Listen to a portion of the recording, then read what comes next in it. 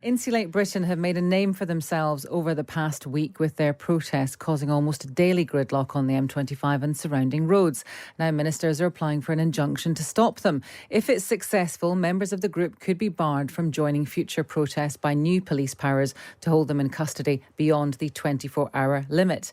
Now earlier I asked Environment Secretary George Eustice about Insulate Britain's demand that the government retrofits all UK homes to make them more energy efficient. The government itself has got very big ambitions to reduce our carbon emissions, to get to net zero by 2050, with some very stretching staging pace on there through carbon budgets 5 and 6 out into the sort of mid-2030s. And, I know that my colleagues, and this will be high on the agenda for Michael Gove now that he's gone into that department, we're looking very, very closely at how we can retrofit some of the older housing stock so that it can operate on more carbon-friendly fuels. There are trials going on, for instance, to explore whether we could use hydrogen in some of the existing gas network. There are some pilots that are looking at that. So this is very much an issue that's high on the government agenda. We don't need people to protest to tell us about the importance of this. We've got our targets, we've committed to them, and we're working on the policy solutions to deliver it. Now, the former Energy Minister and Lib Dem leader Ed Davey was also disapproving. Well, it's absolutely the wrong way to go about it. I'm afraid I think it's some of the worst climate campaigning I've seen, because you're turning people away from a cause. We should be bringing people together. And I think lots of people do recognise we've got to act on climate change. Let's speak to Zoe Cohen, who is a volunteer spokesperson for Insulate Britain. Good morning to you, Zoe. Hi, Aasmah. Good to meet you. Now, the Environment Secretary, as you heard there, says the issue is already high on the government's agenda. He went through a couple of points there, including using hydrogen instead of other gases, other ways to heat homes. What would you say to that? I mean, it's unlikely that protesters and government are ever going to act at the same speed in the same way. But are you actually both trying to do the same thing? Thank you for that, Aasmah. What we are wanting to get across to your listeners and to their families is that all that we love, our daily lives, our society, our pensions, our savings, indeed our families, are under threat. Not just from the preventable 8,500 fuel poverty deaths, which are going to come around this winter again, if not worse, but also from the crisis that we are facing with the heating of our planet.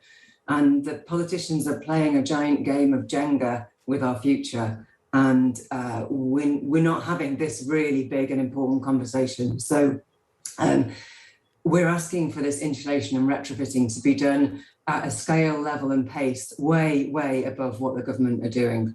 And it needs to happen because it's the most cost-effective way to reduce our emissions. It will create hundreds of thousands of jobs. It will eradicate the scourge of fuel poverty in the sixth biggest economy on earth. And it will save lives. It will save thousands of lives every year. People are going to die this winter, die preventable deaths, Aasmah. Is the right way to go about getting people on side, and I wonder whether this is a case of people already agree, there are many people who already agree with you, but are people turned off? Or are is people's interest piqued, actually, by you getting on the front page of newspapers like The Times this morning because of doing things like running into the traffic on the M25? Is this a gamble, a calculated gamble that you have made? What I can say very clearly that no one doing this action wants to do this. We genuinely feel we have no choice whatsoever. And the big gamble is the gamble that our government is taking. Every year, they are choosing to cause thousands of avoidable, preventable deaths from fuel poverty, which is totally preventable. And they're also choosing, in the face of a very stark scientific picture, which is now incontrovertible. We've got inevitable locked-in warming and heating, which is going to cause catastrophe. And the government are gambling with our society, our safety, our law and order, and our children's lives. On the subject of safety, I know we're not talking about a global thing or, in fact, a countrywide thing, but is running into traffic on the M25, is that safe for the people that work for your organisation and for people driving the cars? Well, when you say work for organisation, we are purely a group of really anxious, concerned, ordinary citizens. We are volunteers. We're not paid a penny.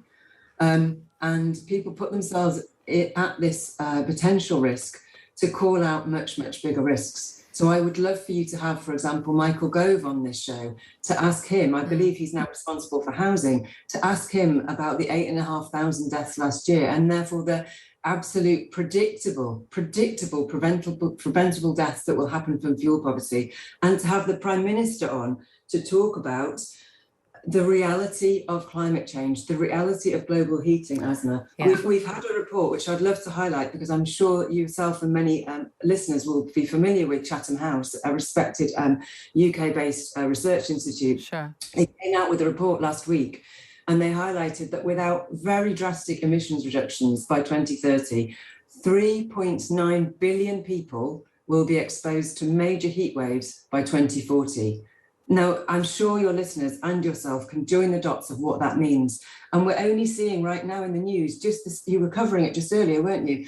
The absolute fragility of our systems. So government is having to step in with the CO2 issue, the carbon dioxide issue, because of threats to food supply and key infrastructure. Okay. And what we know, and the MOD knows, and this government knows but hasn't dealt with, is the threat multiplier from a warming and catastrophic situation with climate change. We are heading towards 2 degrees or more, Aasmah, and people need to understand this.